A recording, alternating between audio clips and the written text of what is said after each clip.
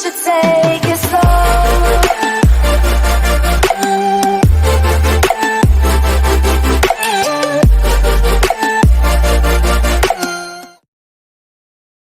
안녕하세요. 올해 33살이고 남편은 34살입니다. 날이 우중충하니 2년 전 잊을 수 없는 기억이 떠올라 이렇게 사연 보내봅니다. 저와 남편은 같은 회사에서 근무를 하면서 눈 맞아 결혼까지 하게 되었습니다.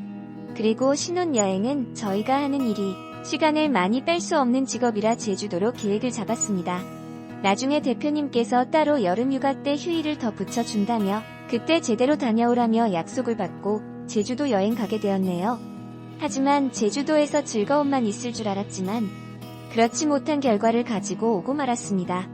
서귀포에 있는 펜션을 잡고 조금 늦게 도착했기 때문에 그렇게 저희는 신혼여행을 즐기며 소화도 시킬 겸 잠시 펜션 주위를 돌았고, 그리고 늦가을이라서 그런지 생각보다 쌀쌀한 날씨에 남편 팔짱을 끼고 빨리 들어가자며 재촉했습니다. 펜션에서 나올 때 열쇠를 가지고 나와서 키를 꽂고 돌리는데 갑자기 머리 위에서 끼익거리는 소리와 함께 나무 토막이 떨어지려고 하면서 매달려 있더라고요. 저는 너무 놀라 남편을 밀쳤고 대롱대롱 매달려서 펜션에 겨우 붙어있는 나무를 주인분께 급하게 찾아가 지금 사태를 말했고, 펜션 주인분께서는 태풍 때문에 좀 젖어 있었는데 보수를 마저 끝내지 못했다면서 죄송하다며 빨리 치워주겠다고 했습니다. 그렇게 사다리로 나무를 떼어냈고, 이 부분이 저는 불만이 생겨 펜션 사장님께 따지려고 했지만 남편은 괜찮다면서 더 이상 나쁜 일 안 생겼으니 그만 들어가자며 제 팔을 잡고 끌었습니다. 기분 좋은 신혼여행 망치기 싫어 별말 안 하고 들어왔고, 간단하게 맥주 한잔 하면서 이런저런 이야기와 함께 다음날 여행 계획을 잡았습니다. 생각보다 빡빡한 일정에 새벽같이 펜션에서 나오기로 하면서 일찍 잠이 들었습니다. 그런데 밖에서 바람이 많이 불어서 그런지 끼익 소리가 자주 들렸고, 너무 신경이 거슬려 펜션 주인분께 말해서 환불받아야겠다고 말했지만 남편은 주인분이 나이도 많으셔서 제대로 관리를 못하는 것 같으니 이해해 주라며 저를 안고 이불을 덮어줬습니다. 그렇게 저도 화를 가라앉히며 잠이 들었는데 갑자기 쾅 하는 소리와 함께 남편과 저는 너무 놀라 눈을 떴는데 예상하지 못한 일이 벌어지고 말았습니다. 펜션 전체가 한쪽으로 기울었고 저희는 비몽사몽한 상태에서 현관으로 달려갔습니다. 그런데 남편이 있는 힘껏 문을 열어보려고 했지만 전체적으로 위태롭게 기울어진 펜션 때문에 그런지 문이 열리지 않았습니다. 펜션 사이사이 먼지와 모래 같은 게 떨어지면 서 펜션 안을 환하게 비추던 불빛들마저 모두 꺼져버렸습니다. 저는 너무 놀라 밖에 소리를 쳤으며 살려달라고 했지만 독채여서 그런지 주위에는 아무도 없는 것 같았습니다. 남편은 창문을 깨려고 아무거나 들어서 창문을 향해 던졌으며 그리고 창문으로 탈출을 하려고 했지만 철조망이 쳐져 있어서 나갈 수가 없었습니다. 결국 저희는 펜션 가운데로 다시 도망쳤고 남편은 급하게 핸드폰을 찾았지만 어디로 갔는지 어두워진 상태에서 찾을 수가 없었습니다. 제 핸드폰은 하필이면 꺼둔 상태로 충전을 하고 있었고 새카매진 펜션 안에서 남편의 최후의 결정은 다름 아닌 침대 밑으로 들어가는 거였습니다. 남편 침대 밑으로 들어가자. 그게 제일 안전할 것 같아. 지금 방법이 없어. 곧 있으면 펜션 무너질 수도 있을 것 같아. 갑자기 천장이 무너지면 살아남을 수 있을지 장담할 수 없으니까 침대 밑으로 들어가는 게 제일 안전할 것 같아. 저 침대 밑으로 들어가자고? 우리 밖으로 나갈 수 없는 거야? 어떻게? 침대에 깔려 죽으면 어떻게? 다른 방법 찾아보자. 남편 지금 시간이 없어. 아까보다 더 기울어졌잖아. 나 믿고 따라와. 그게 제일 좋을 것 같아. 지진이 일어났을 때도 식탁 밑이나 몸을 숨길 수 있는 곳으로 들어가라고 했잖아. 그러니까 침대 밑으로 들어가는 게 지금 상태에서는 제일 좋을 것 같아. 침대를 받치고 있는 기둥이 부러질 수도 있으니까 우리가 들어가는 틈 말고는 모두 모서리에 물건을 집어넣자. 그래야 위에서 누르는 힘을 버틸 수 있을 것 같아. 빨리. 그렇게 남편은 저를 먼저 침대 밑으로 들어가게 해줬고 침대 기둥이 부러지면 깔릴 수도 있기 때문에 방지하기 위해 모서리와 침대 가운데에 최대한 딱딱한 것 뭐든 끼워 넣었습니다. 그리고 남편이 들어와서 엎드렸고 점점 더 흔들리는 펜션에 저는 너무 무서워 눈물을 흘리면서 남편 손을 꼭 잡았습니다. 남편은 괜찮을 거라며 걱정하지 말라면서 무너지는 순간 엄청난 먼지가 일어날 수도 있으니 입을 막으라며 옷을 저에게 줬습니다.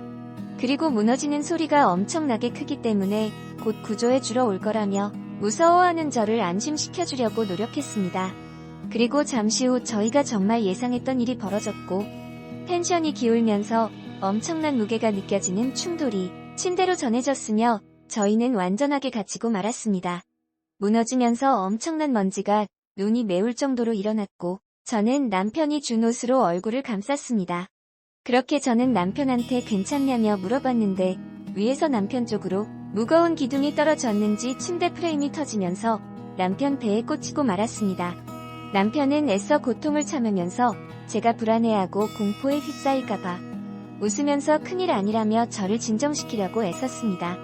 하지만 이런 상황에 멘탈을 잡을 수 없었고 남편이 너무 걱정돼 소리치며 살려달라고 외치기 시작했네요. 그런데 제 옆으로 따뜻한 물 같은 게 흘러서 만져보니 남편 옆구리에서 피가 흐르고 있었습니다. 남편은 거의 의식이 없는 상태로 괜찮다는 말을 하면서 제 손을 잡아줬습니다.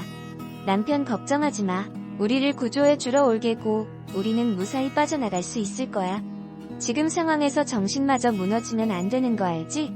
내가 신혼여행을 제주도로 오자고 해서 정말 미안해. 저 아니야. 그만 말해. 말하지 마. 더 큰일 날 수도 있잖아. 내가 펜션 예약한 걸 가지고 왜 당신이 미안해야 하는 건데. 금방 우리 구조해 주러 올 거니까 조금만 참아 알았지? 저기요. 여기 아무도 없어요. 살려주세요. 그렇게 저는 목이 터져라 외치면서 제 입을 가리고 있던 옷으로 남편 배에 꽂혀있는 프레임 옆으로 옷을 감싸며 좁아서 움직일 수 없을 정도의 틈 사이에 점점 정신을 잃어가고 있었습니다. 지붕은 점점 더 저희를 밀었고 움직이는 지붕 때문에 프레임이 움직이면서 남편은 비명을 지르며 고통을 참으려 애썼습니다. 그리고 남편은 정신을 결국 잃었고 남편을 계속해서 불러봤지만 결국 깨어나지 못했습니다. 조급해진 마음에 더 큰 소리로 외치며 살려달라고 부르짖었고 그리고 주위에서 들려오는 사람들 목소리에 저는 더 큰 소리로 살려달라고 외쳤습니다. 제가 소리친 방향으로 구조가 시작이 되었고 좁은 틈 사이로 구급대원이 제 얼굴을 보며 괜찮냐는 말에 남편의 상태를 알리면서 조심스럽게 구조 작업이 시작되었습니다. 구급대원이 제 얼굴을 보며 괜찮냐는 말에 남편의 상태를 알리면서 조심스럽게 구조 작업이 시작되었습니다. 너무 화가 나 소리치고 싶었지만 온몸에 힘이 없는 상태에서 남편과 함께 빠르게 응급실로 향했습니다. 그렇게 긴 시간 동안 수술이 진행이 되었고 약간의 타박상만 생긴 저는 간단한 치료를 마치고 남편의 수술이 끝나기만을 기다렸습니다. 기분 좋게 출발한 신혼여행이 한순간에 이렇게 될 거라고는 생각지도 못했는데 벌어진 일로 인해 너무 화가 치밀었습니다. 펜션 관리를 어떻게 했길래 무너질 정도까지 되었던 건지 이해할 수 없었습니다. 저희 소식을 양가 부모님께 전했고 너무 놀라셨는지 믿을 수 없다는 말과 함께 아침 비행기를 타시고 양가 부모님께서 오셨습니다. 괜찮냐는 말과 함께 시어머니 제 손을 잡아주면서 아들 걱정에 눈물을 흘리셨습니다. 그리고 길고 길었던 수술이 끝난 상태에서 남편은 병실로 옮겨지게 되었습니다. 그리고 의사 선생님은 피를 너무 많이 쏟아서 정말 위험했다며 사고 후유증이 있을 수도 있다면서 경과를 지켜보자고 했고 이 말을 듣게 된 저희는 주저앉고 말았습니다.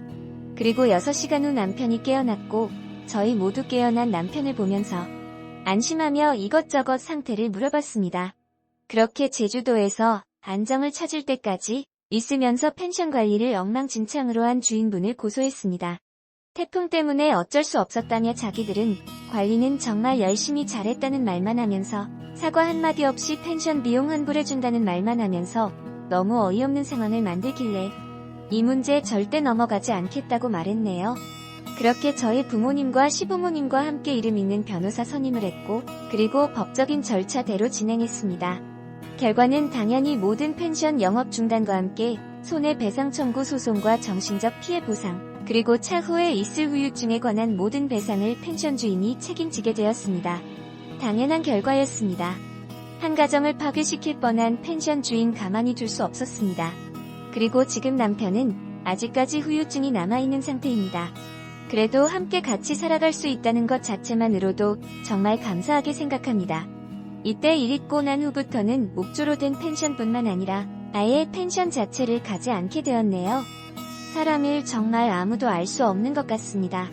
이 글을 읽으시는 분들 모두 항상 조심하시길 바랍니다. 끝으로 나를 구해주려고 위급한 상황에서 많이 무서웠을 텐데 옆에서 지켜줘서 너무 고마워. 사랑해, 여보. 우리 평생 행복하게 살자.